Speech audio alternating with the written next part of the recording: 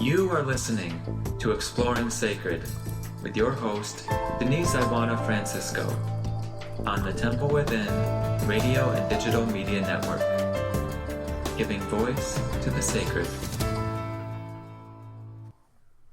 Good morning, everybody. Welcome to this beautiful new day, a beautiful opportunity to begin again or to continue what it is that you are doing along your soul's path, practicing the avocation of your soul.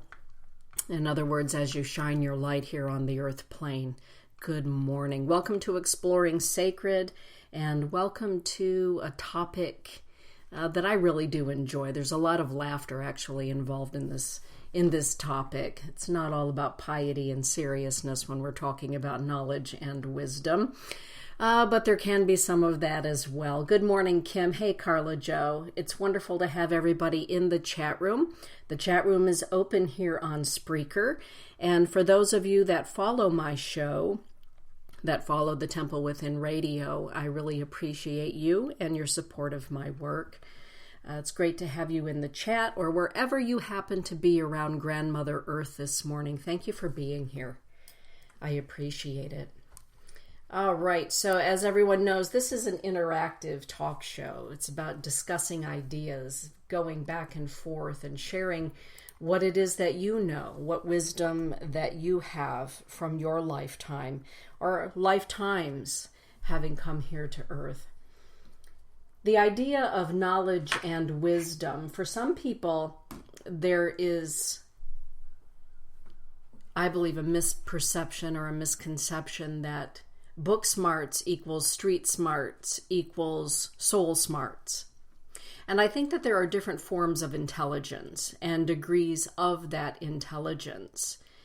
And, you know, many of us know people that have lots and lots of degrees. Maybe we are one of those people that went to university and we have lots of degrees hanging on our wall or tucked away in our file of been there and done that and glad that I did, and here's the job that I have because of it. That's fantastic. For myself, I went to Davenport University here in Grand Rapids, Michigan, and it was a great experience. But the experience of going to college classes and the experience of walking through the classroom that we get to experience here on Grandmother Earth are vastly, vastly different for me, and maybe not for everyone. Perhaps if I had thought about it, I would have, rather than gone into international business, maybe I would have gone into philosophy or any of those sorts of things that really are the passion for my soul. Philosophy and world religions and sacred pathways. But I also believe that knowledge becomes our wisdom oftentimes the older we get, and the ability to look back and to say, gee, if I only knew then what I know now, but I didn't have quite as many miles on my life's odometer as I do right now. There are lots of ways to gain knowledge, I believe. Good morning, Julie Fortino Shirtliff. I was really enjoying those photos of your very handsome son there on Facebook. I cannot believe that Marco is old enough to go to a school dance, a high school dance. It's crazy to me. See, that's one of those instances of looking back. I've known Julie, oh my goodness, a very long time, and that young man a very long time, and looking back, all of the wisdom that we gain from being a parent, from being an auntie, an uncle, a grandparent, just being a human being having the soul's journey. There are lots of ways that we can glean knowledge. I'm watching my daughter right now. She's wrapping up her nursing school education. And so very shortly she will be a registered nurse here in Michigan. And at the same time, she's going to be a first-time mama. So I'm watching her, on the one hand, becoming educated within the university system about being a registered nurse, and at the same time, trying to take in all the knowledge that she can to become a mother. And I think to myself, that was me at one time, gaining all of the knowledge in preparation to become. Only nobody really can prepare you for all of the knowledge that you gain may not extrapolate into the wisdom that you will one day have. The wisdom that comes, and I believe usually only comes from living life. I believe that particularly when it comes to spiritual knowledge, we can read vast amounts of literature. I'm sitting here in every room in my home has a library. Every single room has a library. Yes, including the bathrooms. They have libraries. There are books. And here in my office are some of my favorite arcane books. And I can read them until my eyeballs are twittering. And the fact of the matter is I'm gaining knowledge, but not particularly the experience of that knowledge. Perhaps it's when we experience our knowledge that we gain wisdom. Please weigh in on that, everybody. How you feel about knowledge and wisdom. For you, is knowledge akin to wisdom? Are they two separate things? Is there a bit of gray area in between them? There are a lot of well-educated, well-read people that don't have a wise bone in their body because they don't know how to use or to verbalize or to employ the knowledge that they have gained. For me, what I've noticed in my 5 decades, going on 6 decades of Earth life, is that oftentimes I find myself drawn to a pursuit of a certain type of knowledge, only then to find myself walking through those experiences in my life. And maybe I pursue the knowledge a bit further so that I can gain an experience. If I want to learn more about Akrotiri, there in the Greek islands, Santorini, it's wonderful to read about Atlantis and all of the theories regarding Atlantis, Atlanteans, Thoth, all of those sorts of things, the Emerald Tablets. But what happens then when you go to Akrotiri or other places that have been associated with Atlantis? All of a sudden we find ourselves in circumstances, meeting people, hearing stories, bringing it home, and having an experience. And in our experiences, gaining wisdom. Wisdom for me equals having had an experience.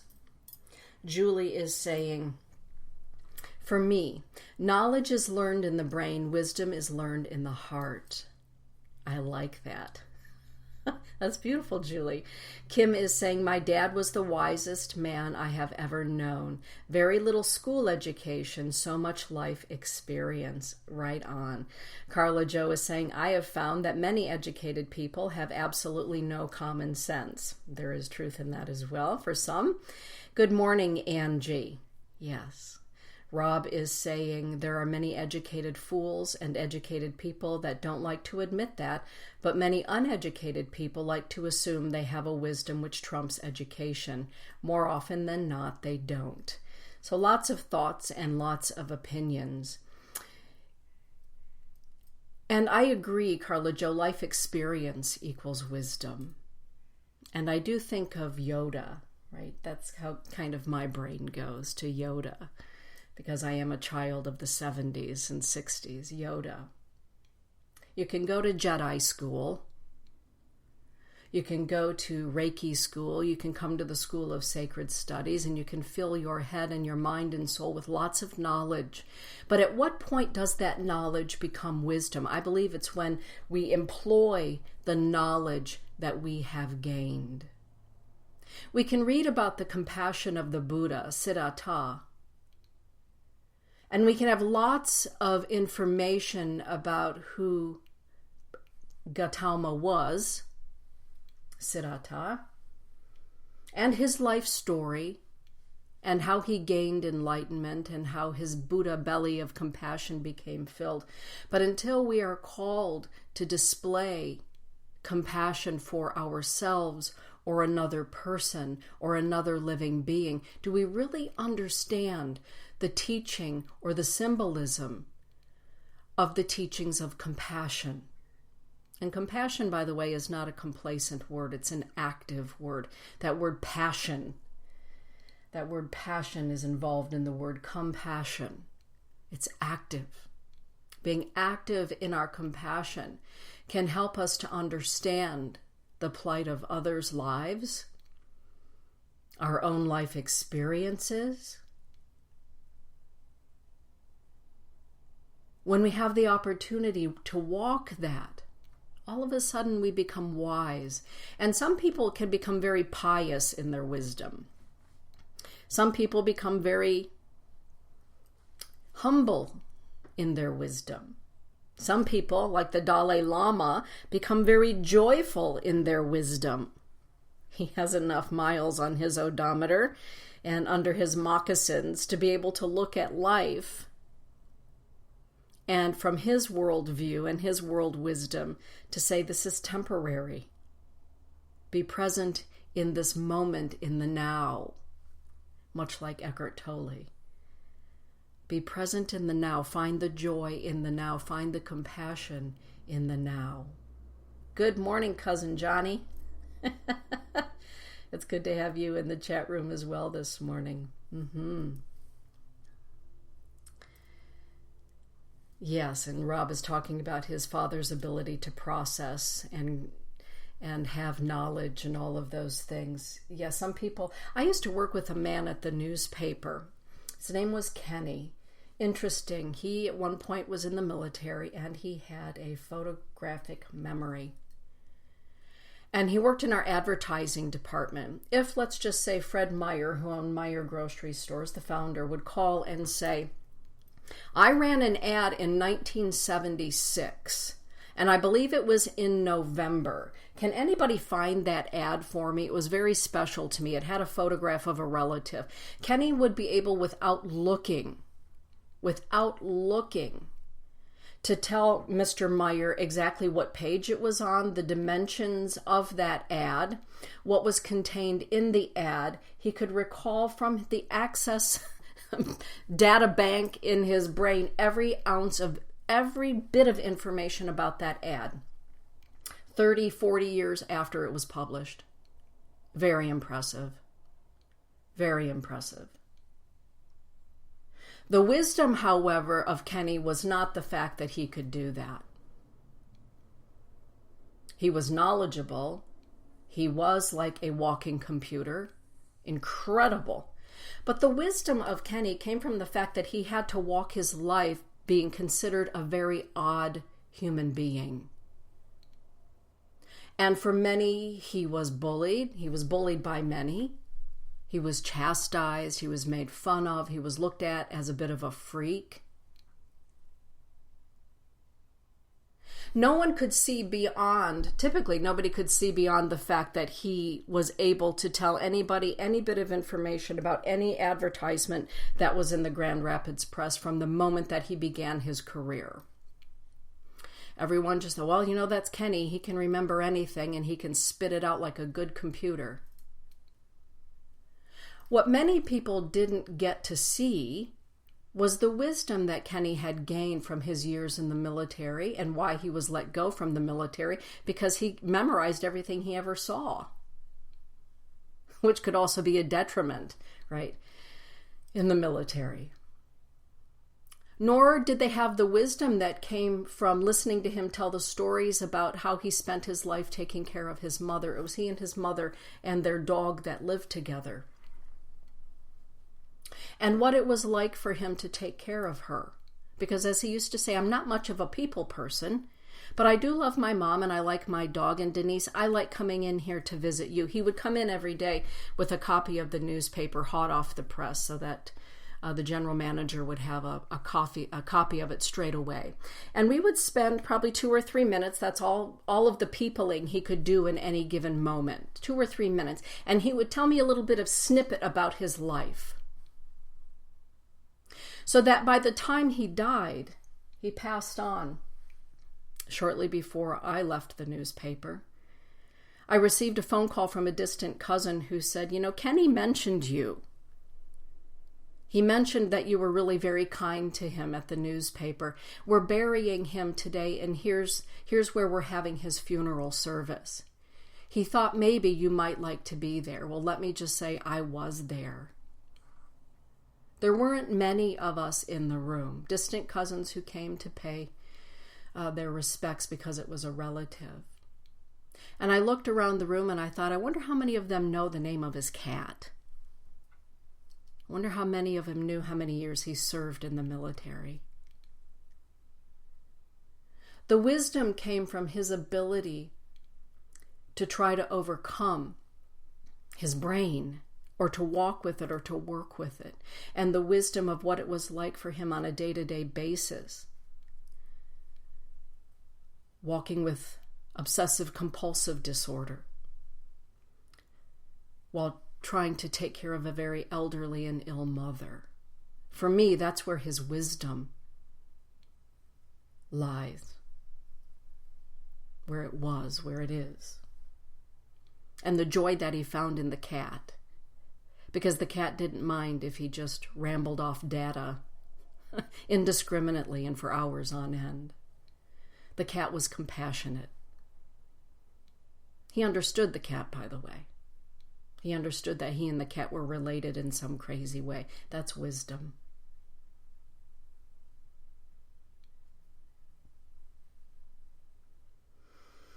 Wisdom through life experiences. You know, I often say to myself, and I do say to others because I do so much grief counseling with people. And I had a woman last week that recently her son passed. And the moment that I said to her, I'm pleased to meet you, and I am so sorry. I am so incredibly sorry for your loss. And she wept for the first 60 seconds, and I didn't say a word. I had the wisdom to know that chatter was not needed in that moment. She needed somebody to hold a sacred space, even though we were thousands of miles apart, her in Southern California and me in Michigan. And I just held that moment for her. And when she was finally able to speak, she said to me, Denise, I never would have imagined in my life that I would have this experience of losing my child. And I hope I can look back one day and see that it served a greater purpose. I hope out of this experience I can help someone else. Now, to me, that's a wise old soul. In a woman who is grieving, I think, one of the most difficult passings, if not the most difficult passing, that we in our humanness can endure, the passing of a child. The life experience of passing through death gives us an opportunity to take the wisdom, the experience of it, and either let that be the story for the rest of our lives, the grief and the agony, or we let the wisdom of it serve another purpose, whether we consider it a greater purpose to help somebody else or simply a way of coping, or another purpose or a higher purpose. Whatever that is, what do we do with our experience? And everybody's wisdom gained from an experience can be very, very different. Good morning, Cousin Corey. Hey, Katie. Good to have everybody here this morning. What do we do with that? I had a woman write me a note last week. She lives in New York City. And she emailed me through my website. And she said, you know, Denise, I'm in the middle of reading your book, Prayers and Incantations to the Light. And she said, it's my lifeline right now. It's my lifeline. My friend has all of your books, and she said to me that at some point in your life you had a stroke. You had a stroke, and that you overcame that stroke. The reason that I'm writing to you is to find out if you've ever written a book about the experience of the stroke and your recovery from the stroke. Because my husband had a stroke 7 weeks ago, and we are struggling, body, mind, spirit, and emotions. Our lives are upside down. And I wrote a note back to her, and I began with, "I am so sorry to learn of."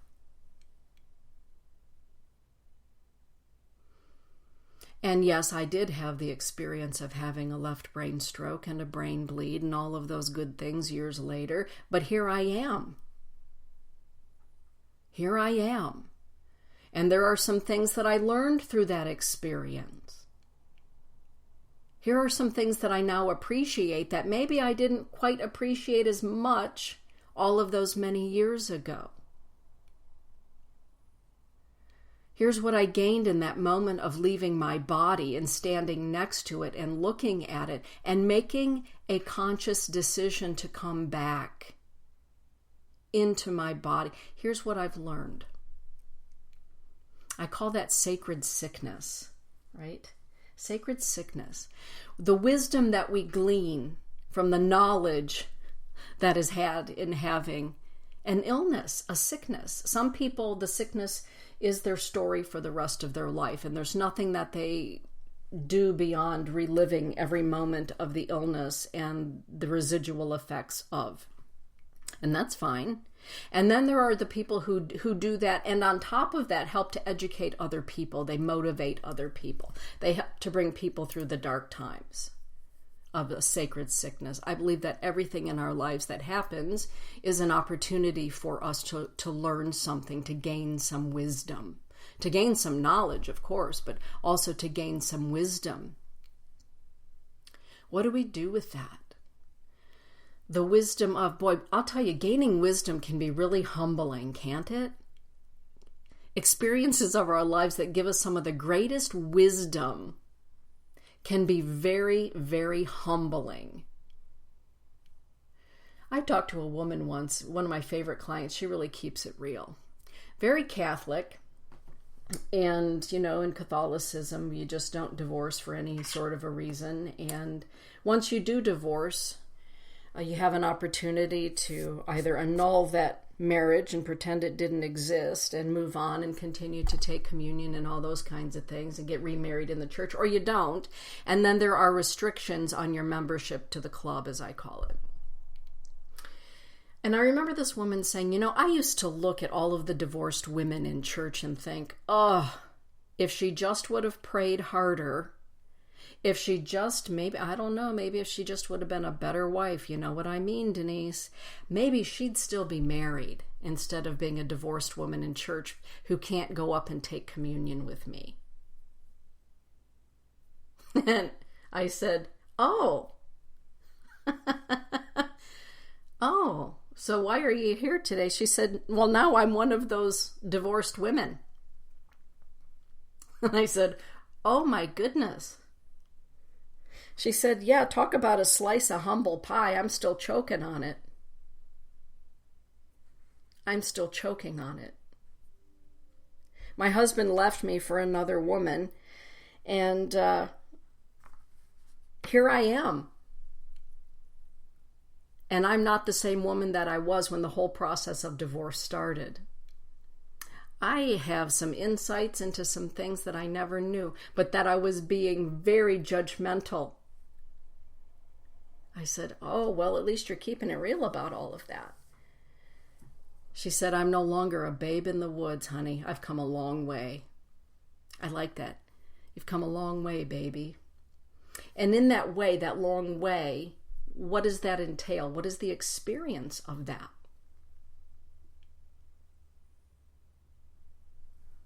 What is the experience of that? That humble pie.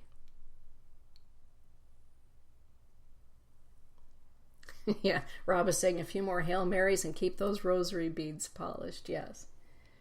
Yes. And I think we've all had times in our lives, particularly when we were younger, when we can look at somebody and say, well, I'm never going to be that. Although I will say, when I was raising my children, as you all know, I told them since the minute they were born, I'm not raising children, I'm raising adults. I'm raising people. So I never treated my children like babies or children. I treated them like, souls who came here to be raised to be really good people, not to be perpetually babied and pampered, but to raise good adults. Anyway, I remember saying early on, I'm never going to say never when it comes to my kids. I am going to remain open to the possibility that they may do anything and everything, and I don't know when it's going to happen. I just don't even probably want to know, but I'm never going to say never.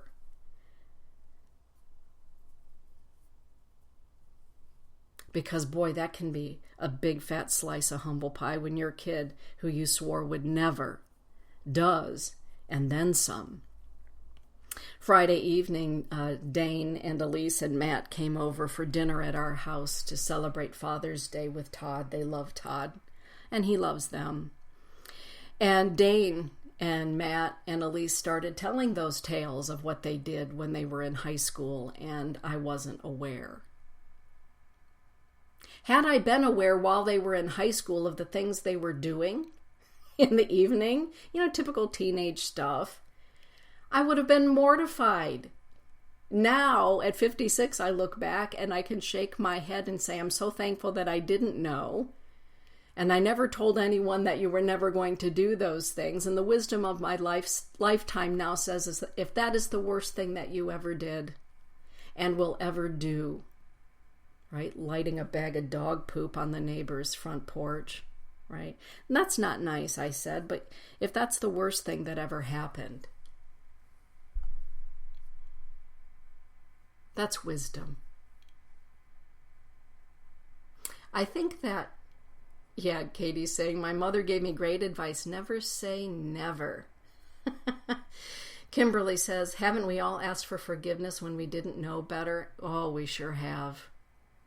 I am so sorry. I had no idea. I'm so sorry I had no idea. That's also part of humble pie and gaining wisdom. And exactly what you're talking about, Kimberly Wink, is that for me, I think part of wisdom is learning to keep our mouths shut at times and to sit back and listen and observe.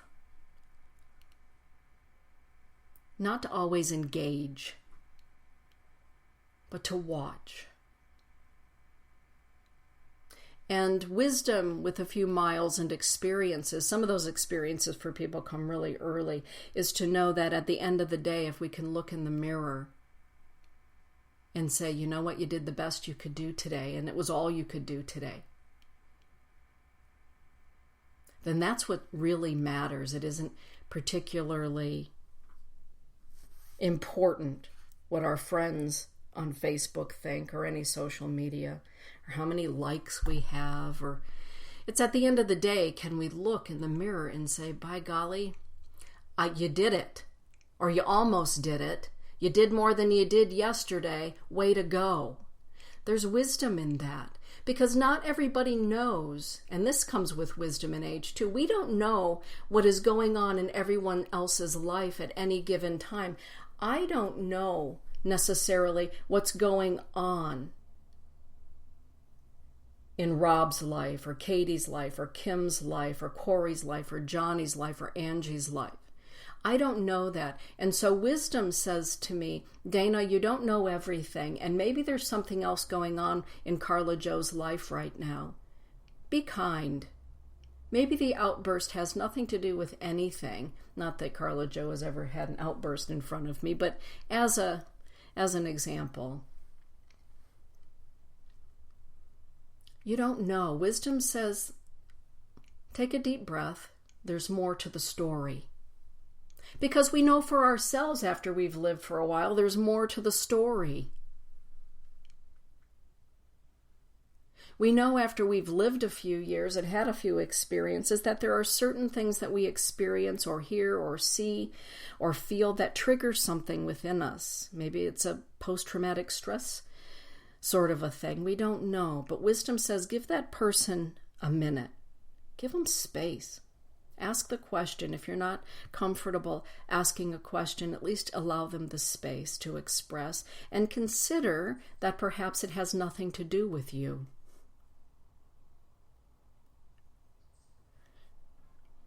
Don Miguel Ruiz, right? The Four Agreements. Knowledge tells us that we only have a certain number of years to live a human life. Wow, we're really on the extreme end of things if we get to like 100 years or 105 years or something. That's really going some. And I think we all kind of know that. However, the preciousness of any of those number of years is usually gained through an experience. The mother or father who lost a child as an infant will tell you that those few short weeks or months gave them more wisdom and more compassion than the decades of their life. An illness, the death of someone in our family that we love, or a friend's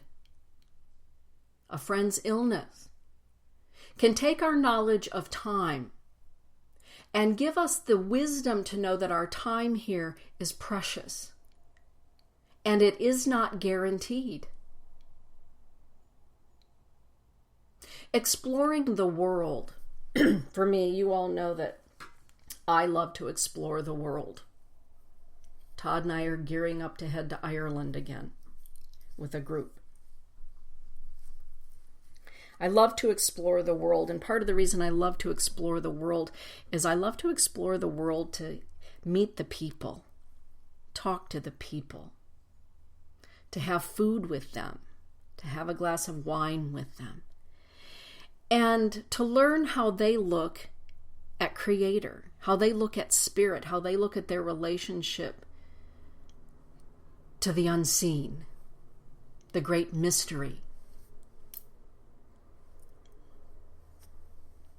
I love that. And in my travels, I can have all of the knowledge of world religions.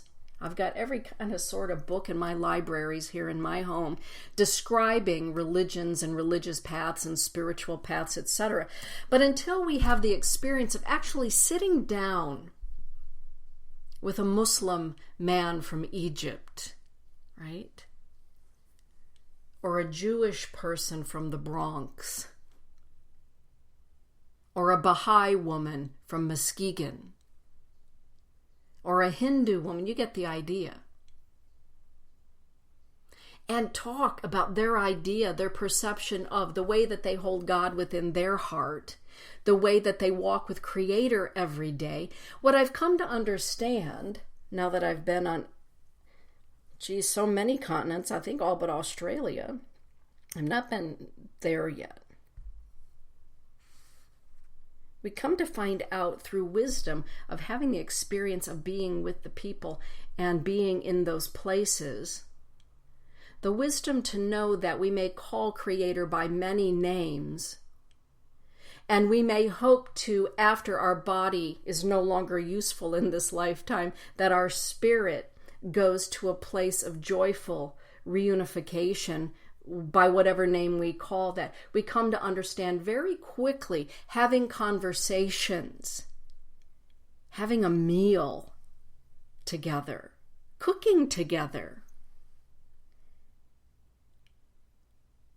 that we all believe, I believe in the golden rule, no matter what path we're walking on. And yes, there are extremists on every path, even the non-path. There are extremists, but I'm talking about everyday people around the world. When you talk to them, when you eat with them, the wisdom that we gain is that we're all human beings having this experience, looking for love, wishing for love, hoping we can have joy, pursuing joy, loving our families, doing the best that we can do, and hoping at the end of our days that we go to Valhalla, right?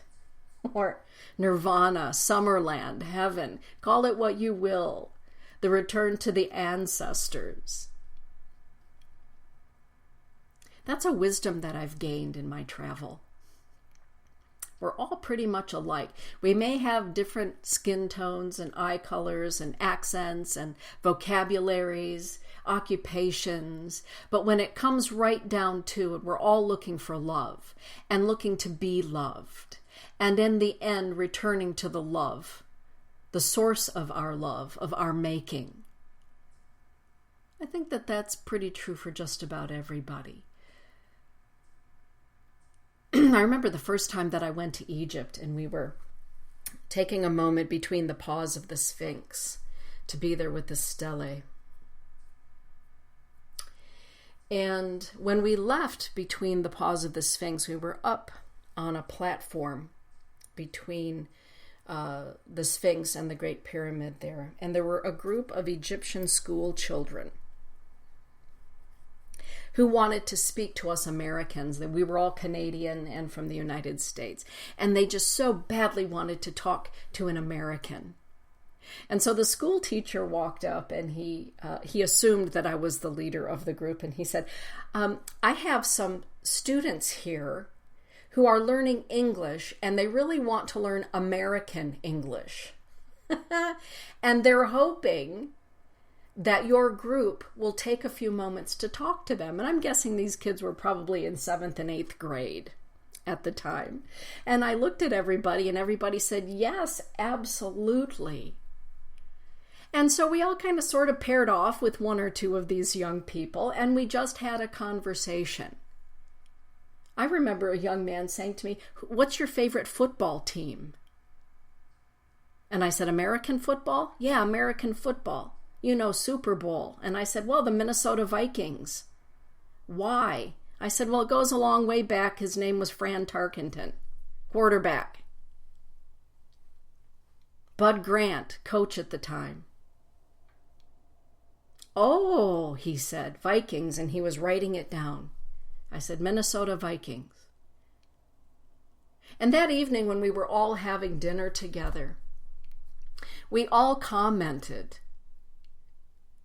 on, aren't kids really just kind of the same? They were curious. They were very respectful.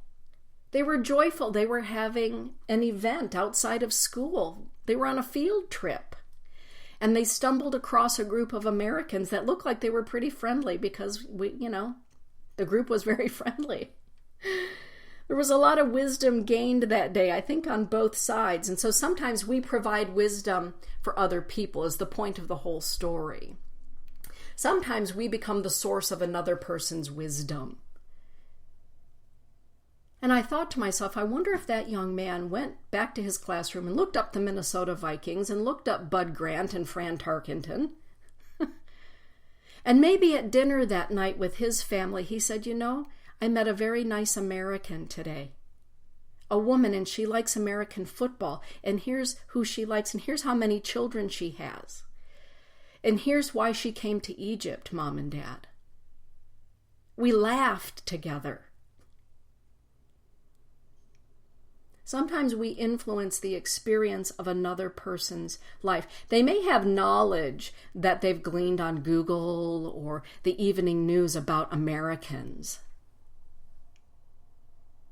And then the experience comes along to meet a group of them at the Sphinx and the Great Pyramid, only to find out, right? I remember hearing my friend Carlo Tonon say, no, not American football, hockey. I'm from Canada, Sudbury. Oh, you're from Canada. Mm-hmm. Isn't that marvelous? The wisdom. And sometimes we are asked to help people when they're in the process of gaining their wisdom. Sometimes we can be part of that. When we have a dear friend or a relative who's walking through something, who's experiencing something, sometimes we say we walked with them. I love that. Is it Ram Dass who says we're all just walking each other home? We're all just walking each other home. And sometimes as we're walking each other home, we're having a lot of fun. Sometimes it's not so fun, but we're walking each other home and we're walking through the experiences. And we can help one another gain wisdom. And more than that, we can help each other with, okay, so now what do I do with this? I had this experience. I know a few things. I'm wise to that now. Now what?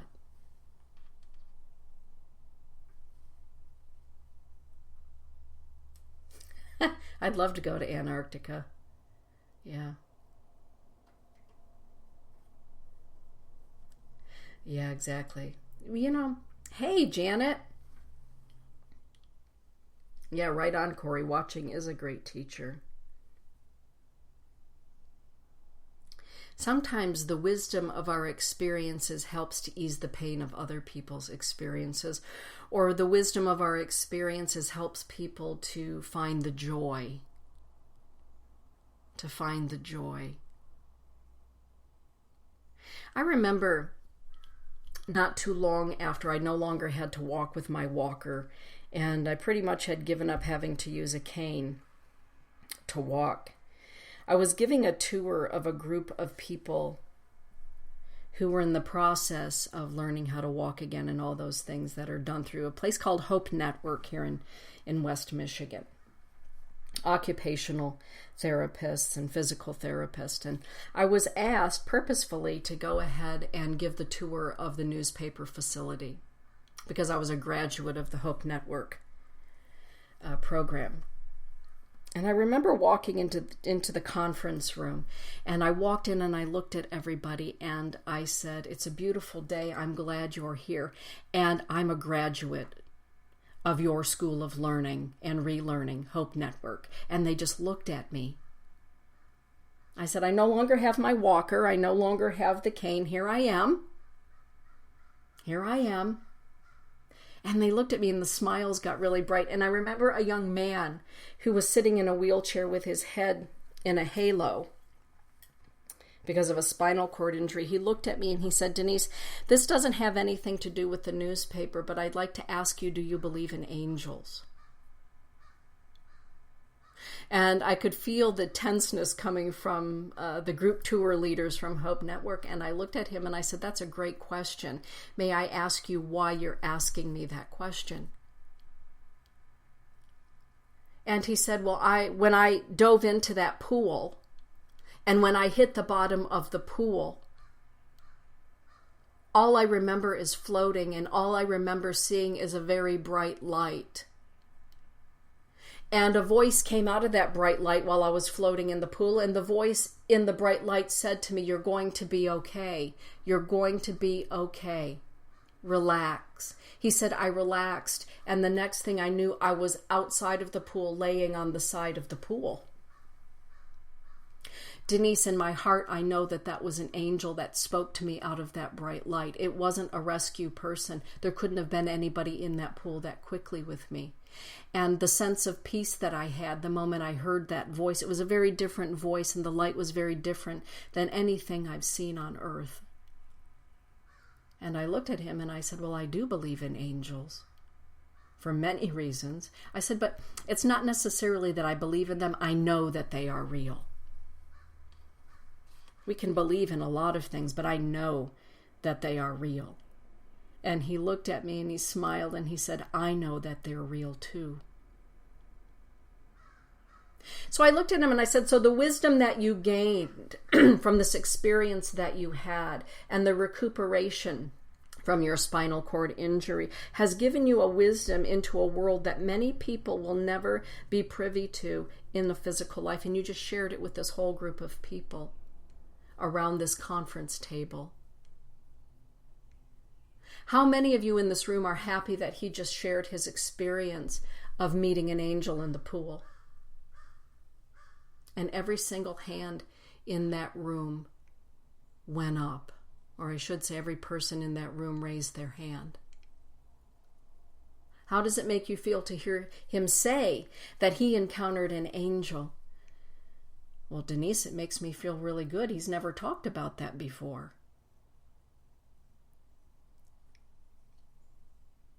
They now have knowledge of his experience of an angel. And perhaps one day, in a variety of ways, they will be visited by an angel, and the angel will be an experience that they are now wise about themselves. I love the topic of knowledge and wisdom. It's good to gain knowledge. You know, in high school, I had a nickname. Well, I had a couple of nicknames in high school, and one of them was Walking Encyclopedia. not very romantic, right? Not very glamorous. But nonetheless, Sherry Patton is the one who gave that moniker to me, and it caught on very quickly.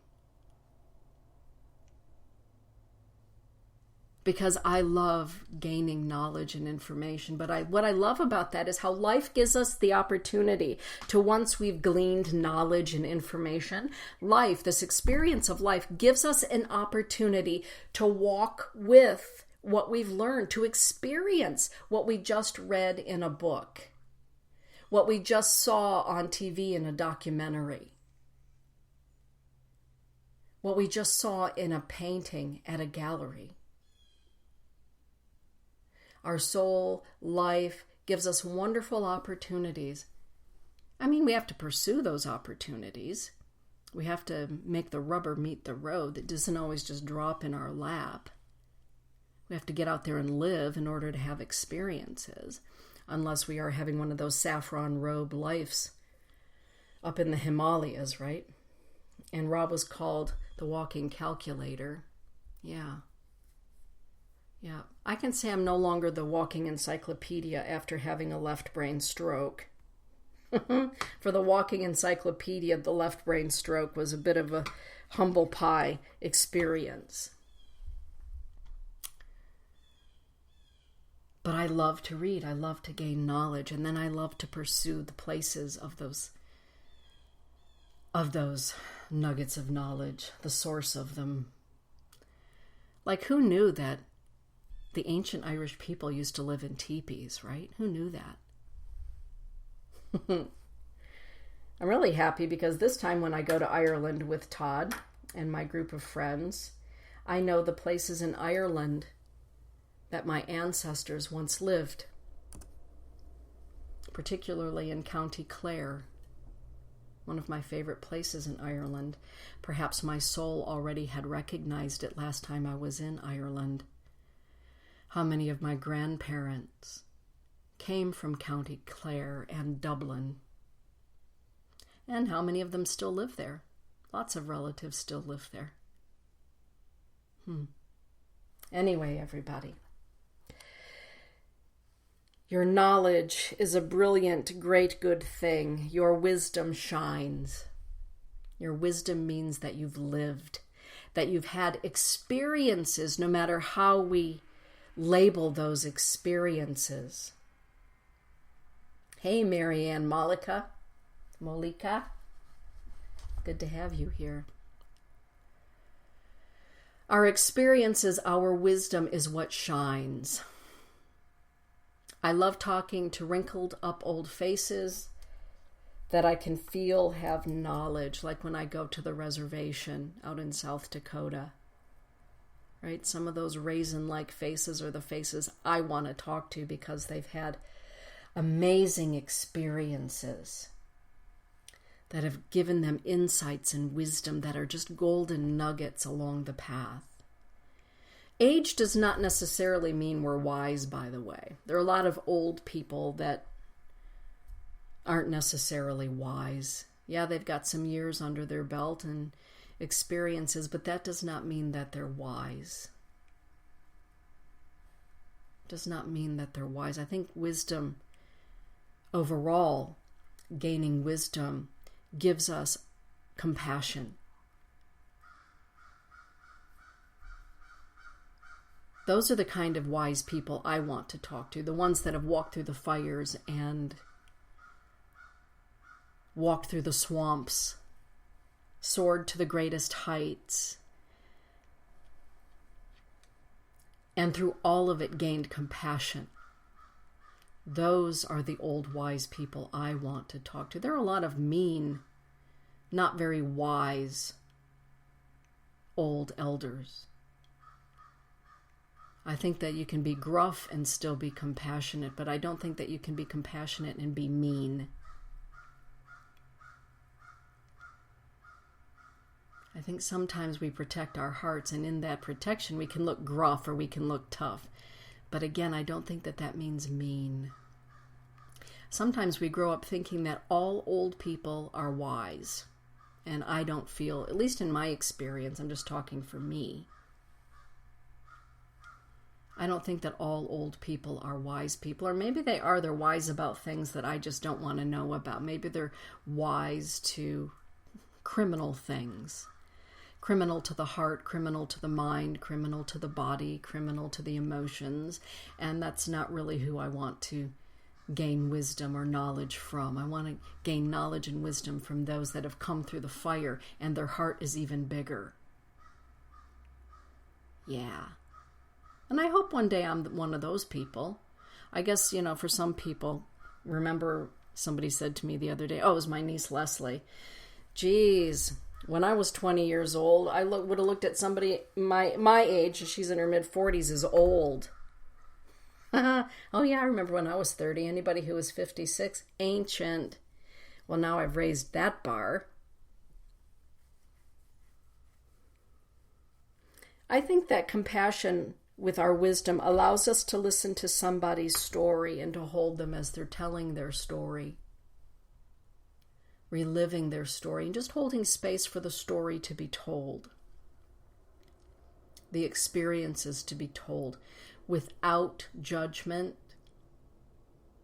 just to hold the space. I think wisdom gives us that capability, the ability to hold space, to allow. I think wisdom also gives us emancipation, freedom. Sandy Herrick and I are going to talk about that tonight on our radio show together at 8 o'clock, walking away from harm. I think that when we've lived our lives and we come to a point where we realize that we have choices, wisdom says we have choices. We have choices that we can make. And maybe not everybody's going to be happy with our choice to walk away, to shut that door, to say enough is enough. You're harming me. You're harming my soul.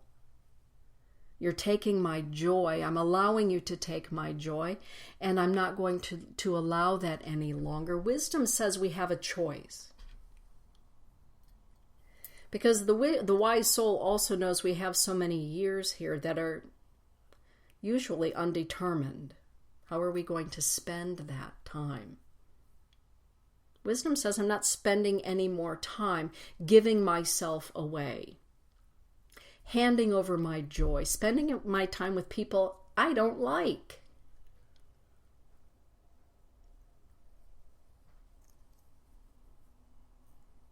Spending time with people that make me uncomfortable. I'm no longer going to babysit adult children. I made that decision a few years back. I'm not really into babysitting adult children. You know what I mean?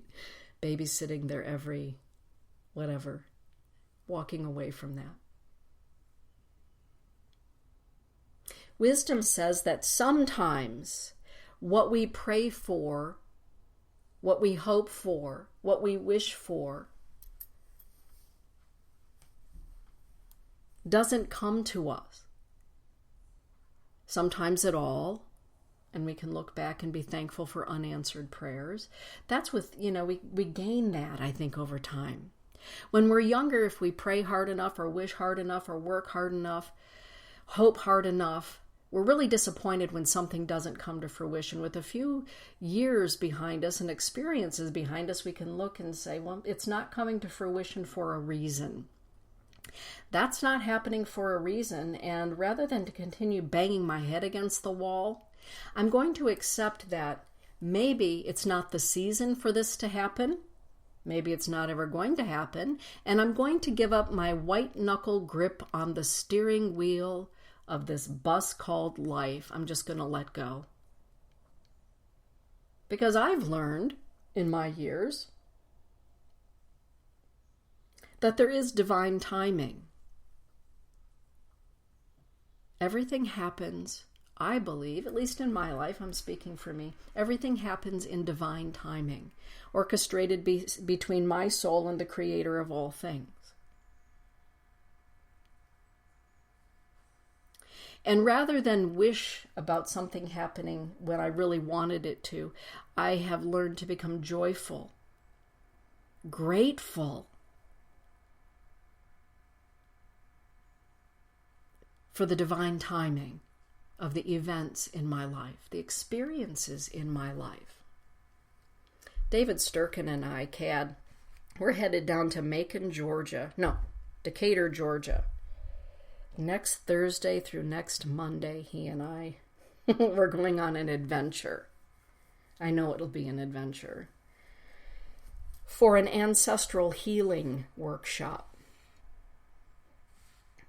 down in Decatur at the Scottish Rite Masonic Hall in the middle of Creek Country,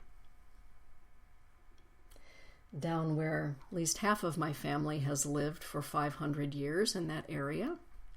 And my native relatives have lived there since there was a there to go to.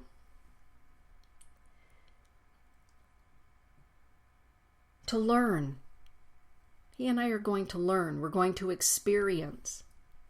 And in the experience of being in this 4 days with people we've never met before other than he and I, I'm certain that our souls have met. I understand that I'm going to have an experience. He's going to have an experience. As two very good friends, we're going to have this experience together on some levels. And I'm curious as to the wisdom that may be gained. And the wisdom that may be gained going forward. Ancestral wisdom. Because sometimes our wisdom is not in the here and now. The wisdom is buried in our bones and in our blood. There it is. In our bones and our blood. We come in with ancestral wisdom. This morning I was scrolling through some things and I saw a parade in the Netherlands. And in this parade, anybody who knows me knows that I love flowers, I love gardens. And here's a parade of floats that are all Van Gogh art made of flowers. I love Vincent van Gogh. I love the Dutch masters, always have.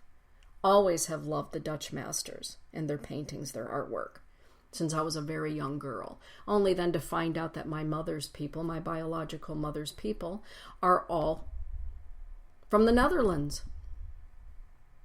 That ancestral wisdom. Sometimes we don't know where our wisdom comes from, right? It just kind of like comes right out. Well, where did that come from? Why do I have an interest in that sort of wisdom, spiritual knowledge, magical knowledge? Sometimes it's not the experience of this current life, but it's an experience of a former life or the former lives of those who have gone before us that are in our DNA, in our bones, and in our blood. Yeah, Rob, yeah.